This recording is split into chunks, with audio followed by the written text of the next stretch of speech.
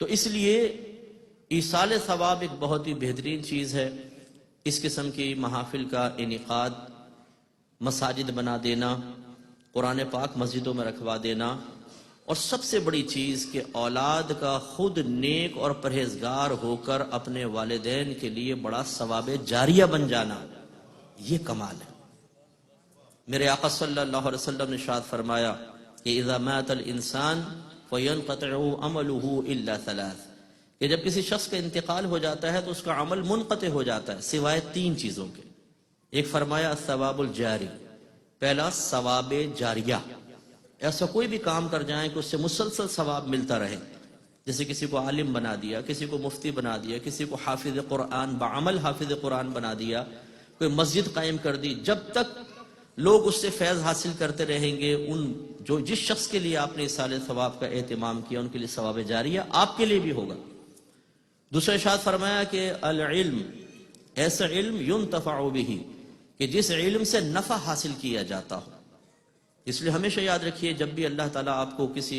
اچھے مستند عالم دین سے کچھ سیکھنے کی توفیق عطا فرمائے، کبھی اپنی ذات تک محدود نہ رکھے، اسے دوسروں تک پہنچائیں، یہ آپ کے لیے ثواب جاریہ ہوگا۔ حضرت امام اعظم ابو حنیفہ رضی اللہ تعالیٰ عنہ سے کسی نے پوچھا کہ حضور آپ کو اتنا اعلیٰ مقام کس طرح ملا؟ امام اعظم تابعی ہیں، خواب میں دیکھ کر یہ پوچھا تھا، در مختار میں یہ لکھا ہے۔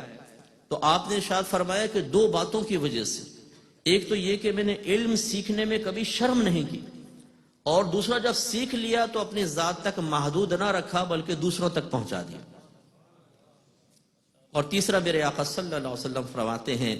الولد الصالح یا الاولاد الصالحہ یدعو لہ، کہ ایسی اولاد جو اپنے ماں باپ کے لیے دعائے بخشش و مغفرت کرتی رہے، یہ عمل بھی منقطع نہیں ہوتا۔ جو قبر میں چلا جاتا ہے، جب اولاد ہاتھ اٹھا کر دعا کرے گی اللہ تعالیٰ اس مردے کو اس دعا کا فیض پہنچائے گا۔ یہ بخاری کی روایت ہے، ایک شخص کا مرنے کے بعد جنت میں درجہ بلند ہوا تو اس نے اللہ تعالیٰ کی بارگاہ میں عرض کی یا رب کریم میرا تو سلسلہ عمل منقطع ہو چکا ہے، یہ کیوں درجہ بلند ہوا؟ تو اللہ تبارک و تعالیٰ نے جواباً فرشتوں کے ذریعے اسے کہلوایا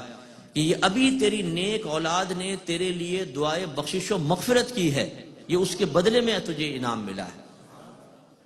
تو اس لیے جو دنیا سے پردہ فرما جاتے ہیں ان کے لیے اسی طرح زندوں کے لیے بھی ایصال ثواب ہو سکتا ہے، ہمیں اس کا اہتمام کرتے رہنا چاہیے۔